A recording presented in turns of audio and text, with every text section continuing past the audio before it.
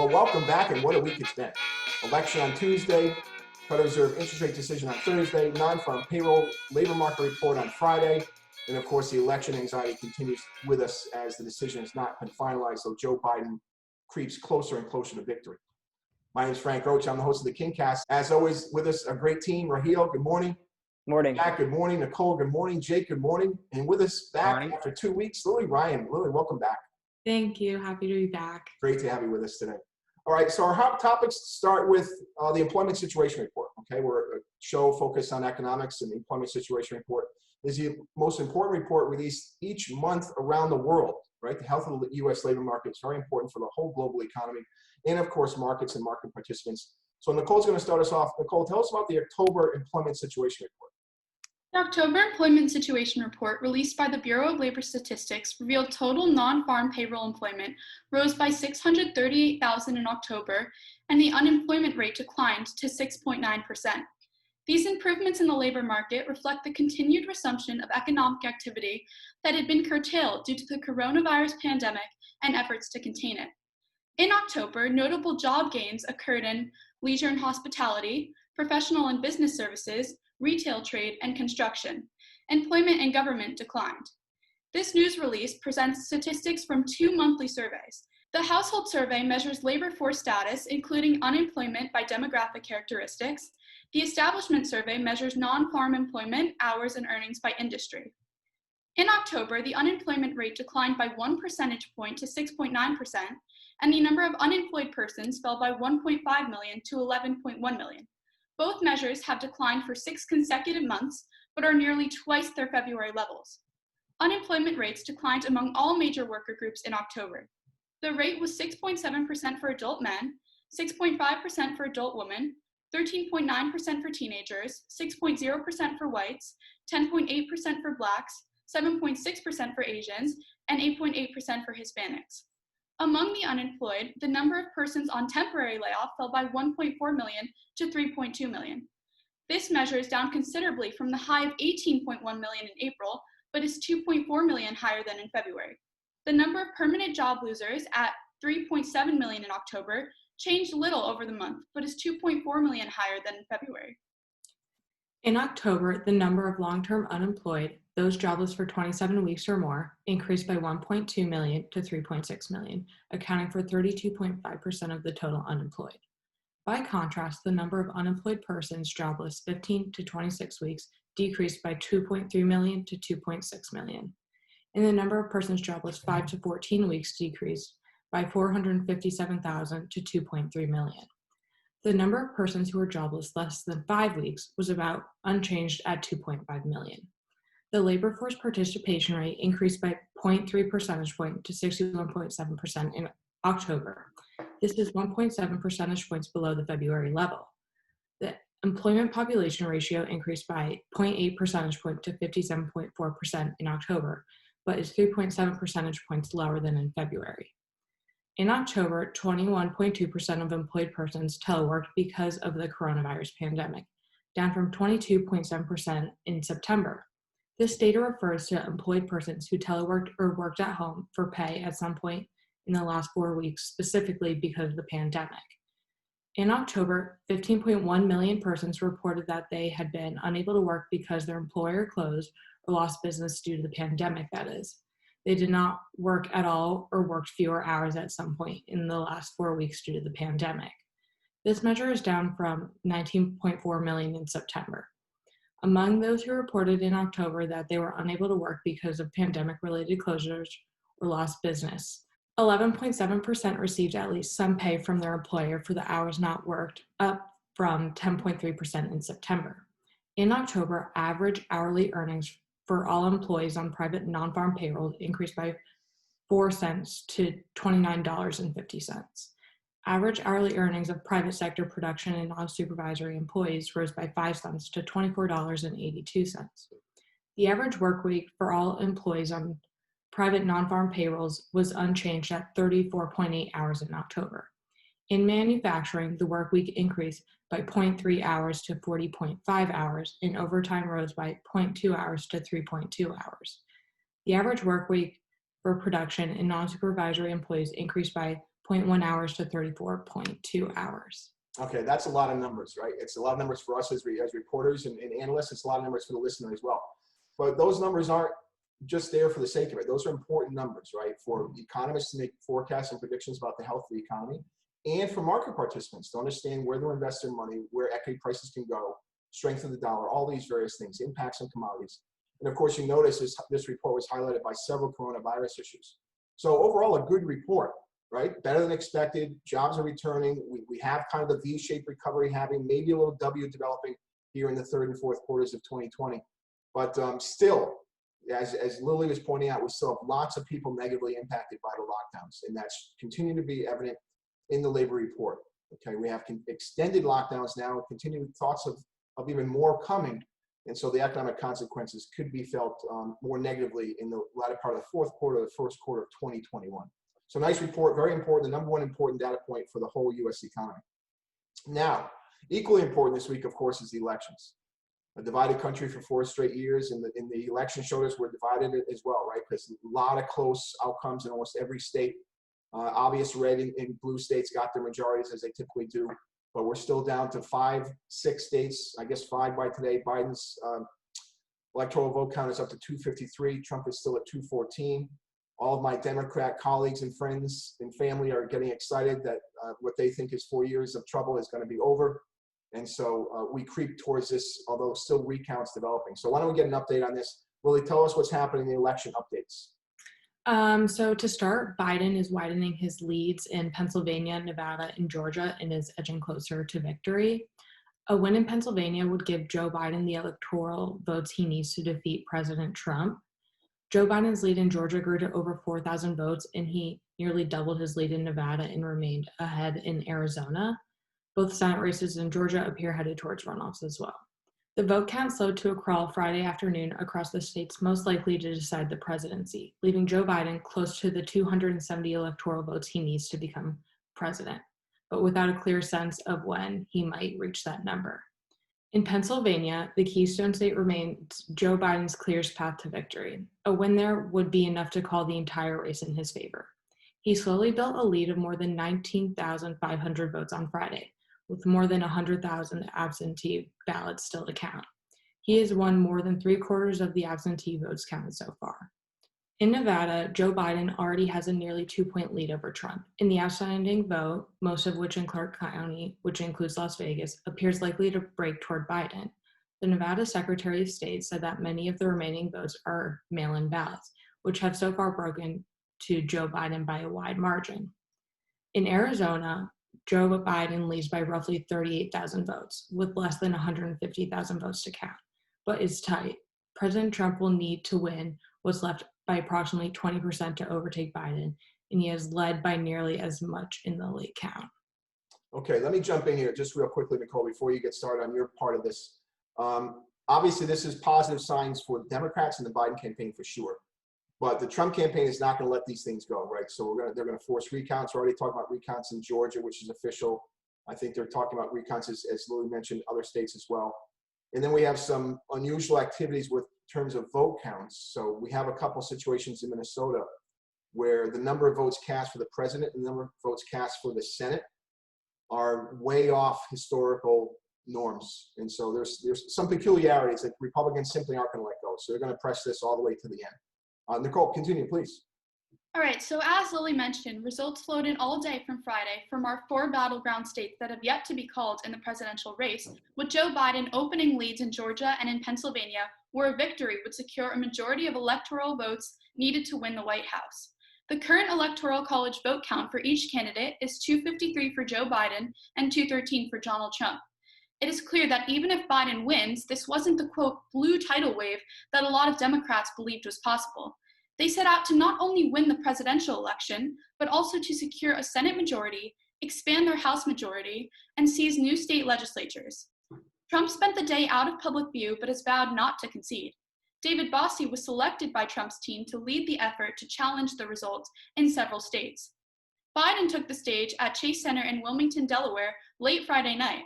He said, "Look at the numbers. We're going to win this race with a clear majority of the nation behind us," which is not too far off from what Donald Trump had been saying on election night.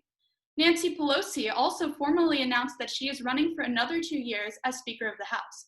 In her letter to Democratic colleagues, she said, "Our vision for the next 2 years must be built on the success of the Democratic House majority and the 116th Congress, and to harness the extraordinary visions, values, and vibrancy of our caucus to secure the progress that the American people deserve."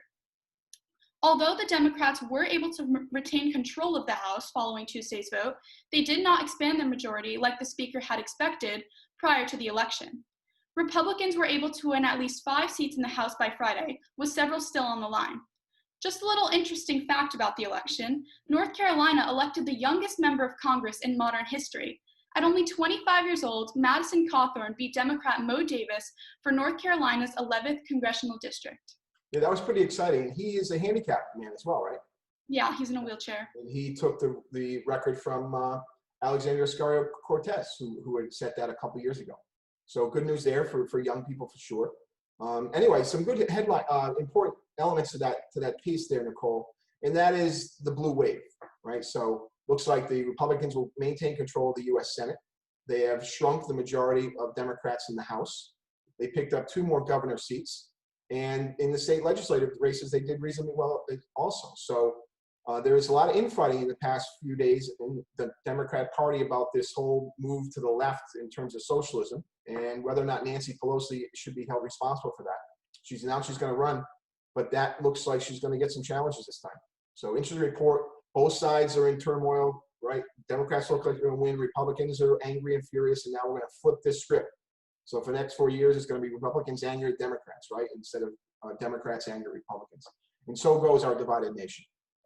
Okay, but in the meantime, we have our lovely KingCast and our lovely King community, and we can talk about those good things, all right? And so now is the fun part of our show where it is, what did we learn this week? And we'll start off a little different. Raheel, we're putting you first every week for the past couple of weeks. We'll take that pressure off you. Nicole, what'd you learn this week? All right, so in my physics class, we learned how to convert velocity graphs to position graphs and vice versa, convert position graphs back to velocity graphs. And who's the teacher in that class? Mr. Hyatt. Is he new? Yeah, he is. Yeah, how is he so far? Great class. I love it. We're doing labs like at least once a week. It's very engaging. That's fantastic. And the block schedule certainly helps that, right? Yeah. Good. Jake Murphy, what'd you learn this week? Well, I actually learned something kind of similar to what Nicole just said. So in calculus, we are currently learning derivatives, which I don't even want to get into. They are complicated. But we're also learning at the same time stuff about position graphs and velocity graphs and acceleration graphs. And I realized that what we're doing in calculus is exactly the steps that we're doing in physics during our lab. And so it's so cool to see those worlds collide. Nice overlap. Jake, by the way, I got a lot of feedback from last week's KingCast about your use of the word infinity. Yeah? You amortized, you spoke it last week. Yeah, that was it. Oh, yeah. I think I set a record. Jack, what'd you learn this week? So in bio class, I learned about the 9 characteristics that make a thing living. Oh, really?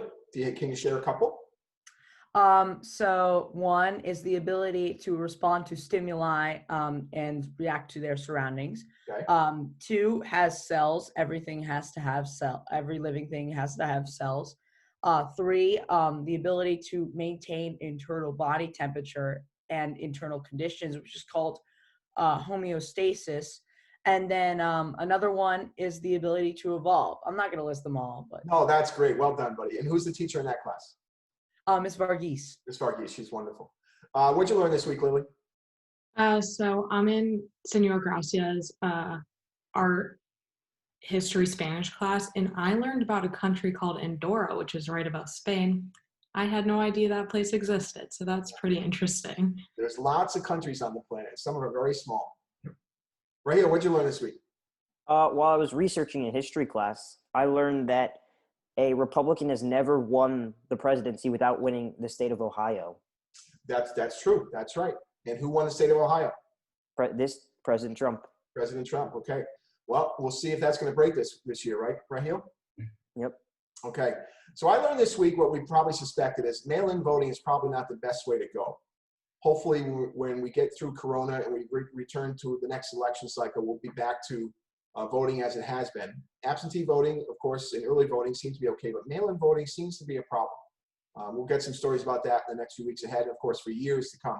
But that seems to be the case. Hopefully we'll get back to something normal in our next election period. This COVID issue has complicated things for us in a variety of ways. All right, and that is... What did we learn this week? Okay, I love that segment. Thank you for participating. And we have great teachers to teach you all great things. All right, now it's King Things. Lily, start us off. So the fall sports season just concluded and students are getting ready to gear up for their winter sports. All students planning to participate in winter sports should fill out the upper school winter participation survey that Mr. Decker sent out as soon as possible. Governor Lamont has reduced our gathering numbers to 10 and under. Okay, so we're getting some increased cases. Governors across the country, especially in the Northeast and cold states, are starting to think like this. Here, there's some concerns about nighttime activity in the Stanford downtown area, with the restaurants abusing the rules and regulations, and so they're going to put a curfew on dining downtown Stanford. I know that for sure. Continue. Circling back to winter sports, the options are boys basketball, girls basketball, ice hockey, squash, crew, and the new sports include the outdoor running club and paddle tennis. Paddle tennis is next door at the Italian Center. I was just taking a walk outside the other day and saw those lovely courts. So that's pretty cool, although that's going to be cold. That's going to be cold. And next, Nicole. Grades and a comment from each advisor summarizing academic progress from each teacher are now available. To access it, log into MyKing, look for a box that says performance, and in that box, you'll find hyperlinks to all live report cards for the current year, including quarter one. Okay, the great stuff that goes on in the King community. Thank you very much. And now it's time for sports with Jack and Raheel. Thanks, Mr. Roche. And now we go to sports. The NBA has officially agreed to a 72-game season starting on December 22nd. Training camp will start on December 1st. The NBA is hoping to get fans back in the stadium, but most likely that won't happen. The league also announced that the 2021 NBA All-Star Game will be canceled. You might be asking, with 72 games? Well, the league is planning to finish up in June, so the players have enough time to get ready for the Olympics. In the MLB, Steve Cohen has made his first big move as the Mets owner, firing GM Brodie Van Wegenen and much of the front office. Cohen thanks Brodie and others for their contributions to the organization. Expect more changes to come as Steve Cohen put out a statement saying that there's a lot of work to be done to evaluate this Mets team to a World Series. Die-hard Mets fan, Jack Zipper, will surely enjoy that. Now we go to Raheel for some NFL action.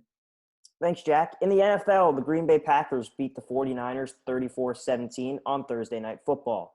Aaron Rodgers got his revenge on the San Francisco 49ers as he threw for 4 touchdowns, while Packers wide receiver Devontae Adams caught 10 balls for 173 yards and a touchdown. On the other side, the 49ers struggled as backup QB Nick Mullins couldn't get the offense started until they trailed 31-3. Green Bay improves to 6-2, while the 49ers fall to 4-4. Now let's switch to Monday Night Football as the 0-8 Jets take on the 2-6 New England Patriots. Both teams are looking to gain some momentum. The Patriots look to snap a 5-game losing streak, while the Jets look for their first win of the season. All eyes will be on Cam Newton as he continues to struggle and is in danger of losing his job as a starting QB. And that's sports with Jack and Raheel. That one sentence really bothers me, Raheel. The Patriots look to snap a 5-game losing streak. As a lifetime Patriots fan, I haven't had words like that since 2000. So a little damaging to the heart today, a little damaging to the heart. All right, thank you for that great update on sports. Now we're going to move to a little hot topic guest commentary. Jake Murphy's taking a little look at some unusual goings on in China with dealing with China's richest man. Jake, what's going on with Jack Ma and Ant? That's right. Jack Ma is in some hot water right now. So Ant Group, an affiliate of Alibaba and the single most valuable unicorn company in the world, was set to finally go public in its $35 billion IPO. However, just days before what was set to be the biggest stock debut in history, the IPO was halted after Alibaba founder Jack Ma was summoned by Chinese regulators. This actually caused a dip of about 7.1% in Baba stock, with Ant Group's size challenging China's own state-controlled banks. The sudden announcement by the Chinese government has been called a deliberate public relations move in order to remind the world who is really in charge.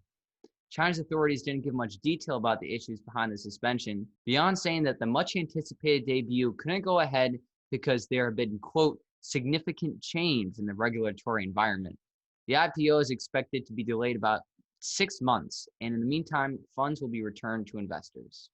Okay, so that's really a complicating factor. Nice report there, Jake. Thank you. Listen, in China, there is all kinds of unusual activity when it comes to financialization and getting money into the hands of borrowers.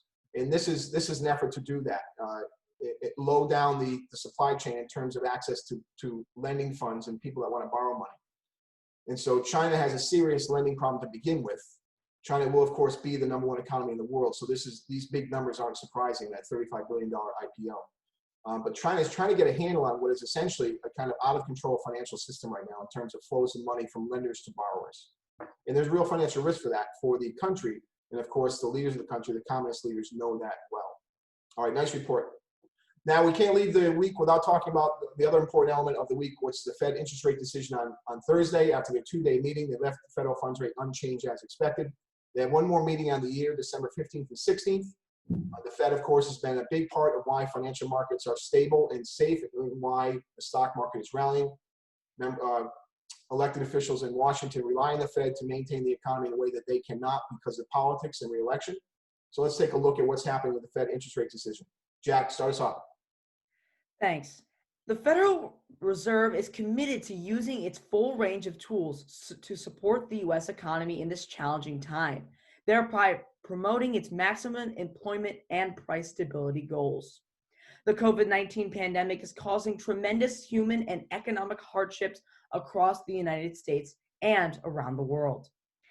Economic activity and employment have continued to recover, but remain well below their levels that they were at the beginning of the year.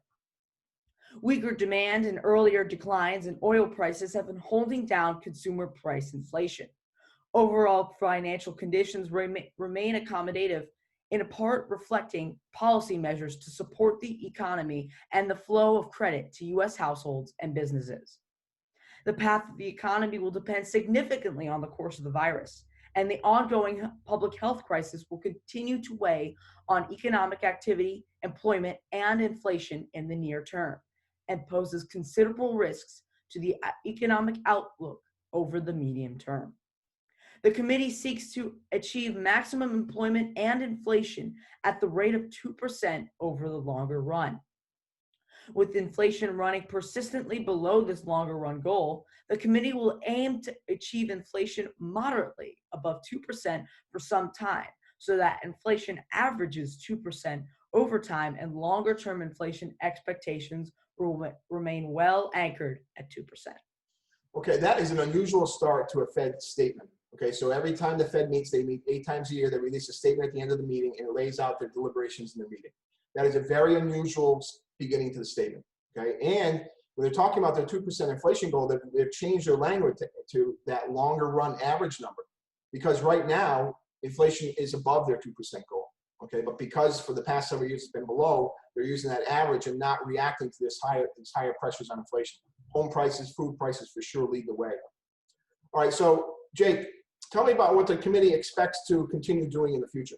Right. Well, the committee expects to maintain an accommodative stance of monetary policy until these outcomes are achieved. The committee decided to keep the target range for the federal funds at 0 to 0.25% and expects it will be appropriate to maintain this target range until labor market conditions have reached levels consistent with the committee's assessments of maximum employment and inflation has risen to 2% and is on track to moderately exceed 2% for some time. In addition, over the coming months, the Federal Reserve will increase its holdings of Treasury securities and agency mortgage-backed securities, at least at the current pace, to sustain smooth market functioning and help foster accommodative financial conditions, thereby supporting the flow of credit to households and businesses. Okay, again, another little hedge there on inflation. The Fed knows that inflation's heating up, that it's above their current target right now in the short run, but they're giving themselves room to let the economy move a little bit, given the unique factors that are confronting it. Okay, and so this idea of agency mortgage-backed securities, that's Fannie Mae and Freddie Mac, the two housing agencies that manage our mortgage markets, and the Fed buys mortgage-backed securities from them. They buy the mortgages from banks. Okay, so a little connection point there. Now, RJ, let's finish this off. Tell me about some decisions the Fed is going to make or has made in this report. The Federal Reserve has made the following decision to implement the monetary policy stance announced by the Federal Open Market Committee in its statement on November 5th. The Board of Governors of the Federal Reserve System voted unanimously to maintain the interest rate paid on required and excess reserve balances at 0.10%, effective November 6th. As part of its policy decision, the Federal Open Market Committee voted to authorize and direct the open market desk at the Federal Reserve Bank of New York, until instructed otherwise, to execute transactions in the system open market account in accordance with the following domestic policy directive, effective November 6th as well. The Federal Open Market Committee directs the desk to undertake open market operations as necessary to maintain the federal funds rate in a target range of 0 to 0.25%. All right, that was a mouthful over here. Well done. All right, so very unusual language. So what's nice about this is bringing the students into the King Cast and, of course, sharing it with the community, is to share this language and how the board talks to each other and the type of operations. These things we're talking about in this report are the things we talk about in economics class, right? Lily and Nicole know that. People in my money markets class now know that. And so while it sounds unusual to us in different words and kind of complicated phrasing, these are the real words that we use in discussion of these important things. All right, so the one thing we talk about, commercial mortgage-backed securities, as a result of cities draining out of employees, right, working from home, the commercial mortgage-backed security market has been damaged very badly. And so the Fed's going to step in and try to support that market in some way. Outside its responsibility for sure, but another area in which the Fed can help and the members of Congress cannot.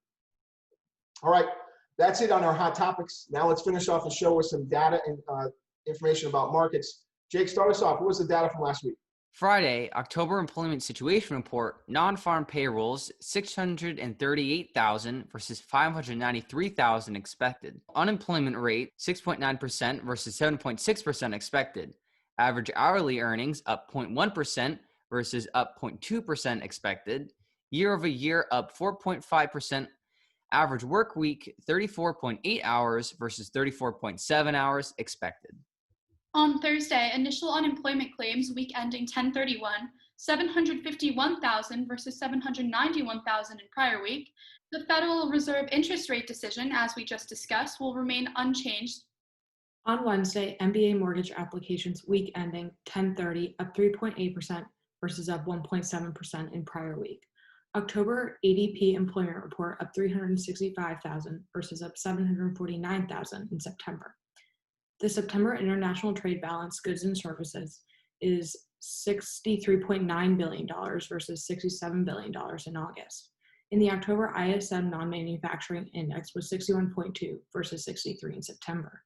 And that trade balance number, that obviously is a deficit, right? So that's a $63 billion deficit. Better than expected for sure. Going in the right direction, but still very high. Continue, Jet. So on Tuesday, we had September factory orders, which were up 1.1% versus up 0.6% in August. And on Monday, September construction spendings up 0.3% versus up 0.8% in August. October ISM manufacturing index 59.3 versus 59.4 in September. Okay, nice rundown. Some good data there for sure, but I think what we're seeing in the September and October data is the beginning of a W taking place. So we had to drop down from COVID lockdowns in the spring. We had a rally back up in the second and third, a bit of the third quarter, and now I think we're going to see a little bit move back down. Okay, so good numbers still, but the second derivative is probably negative in some of these. How about the data for this week? Start us off, please, Jake. For Monday, no data. On Tuesday, no data. On Wednesday, we have MBA mortgage applications week ending 11/6. On Thursday, we have initial unemployment claims week ending 11/7, October Consumer Price Index, and October federal budget balance. On Friday, October Producer Price Index, November University of Michigan Consumer Sentiment. Okay, good to keep on top of the data. As always, I'm a data fiend, and I encourage you to be one as well. All right, now it's time to finish off the show with discussion of market prices, see what happened over the week related to that data. Start us off, Raheel. S&P 500, 3,509, up 239. The NASDAQ was at 11,862 points, up 951 points from the prior week. The 3-month treasury was 0.94%, down 0.002%. 10-year Treasury 0.822%, down 0.052%. 30-year Treasury 1.598%, down 0.14%. Eurodollar 1.1880, up 230 points. Dollar yen 103.31, down 133 points. Sterling 1.3170, up 230 points. Dollar CAD 1.303, down 290 points. West Texas Intermediate 37.56, up 1.84. Brent $39.80, down $2.34. Gasoline is at $1.09, which is up 3.7 cents. Gold is at $1,952, which is up $74. Okay, so we have stronger equities, not surprising. Can't keep a good market down. Interest rates down a little bit on the yield curve. Euro dollar was stronger, so weaker dollar across the board on the week. Oil up small, Brent down small, West Texas up, Brent down. It's a bit unusual. And gasoline up a little bit and gold up as well. Okay, so keep an eye on data in markets and identify those correlations. Now let's finish off the show with our friendly reminders. Raheel, start us off. Do your reading. Do your homework. Come to class prepared. Use your blinker when making turns or switching lanes. Stop signs mean stop. And no texting while driving. All right, that's it for us. Thank you to our great team, Raheel, Jack, Nicole, Lily, and Jake. Welcome back, Lily. Love to have you here with us. That's the KingCast. Tell your friends and family. Go to kingschoolct.org, campus slide page, and click on the KingCast and support your team here at King. Thank you so much, and we'll see you next time.